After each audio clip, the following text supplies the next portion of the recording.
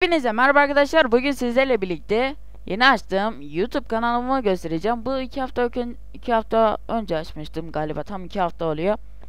Şimdi bu YouTube kanalımda ne yapıyorum? YouTube kanalımda işte ses efektleri falan açıyorum. Montaj seslerine falan. Ama şöyle bir şey var. Kanal yabancı. Yani ben yabancı İngilizce yaptım.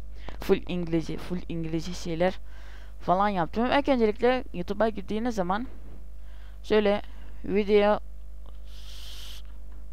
sound F yok efekt değil.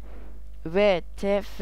Normalde video sound yazdığınızda çıkmayabilir. Yani böyle aşağı gidiyorsunuz çıkmayabilir. Onun için video sound VTF yazdığınız zaman aşağılara inin ve buradan kanalımın göreceksiniz.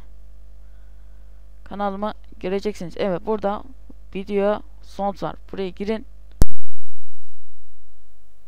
Evet, yani buraya geldiğiniz zaman videolar kısmından bir sürü şey attığımı görebilirsiniz.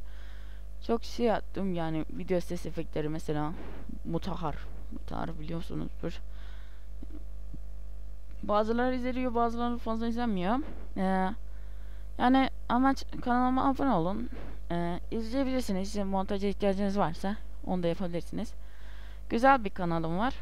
Her neyse, kanalıma abone olmayı, like etmeyi unutmayın. Sizleri seviyorum.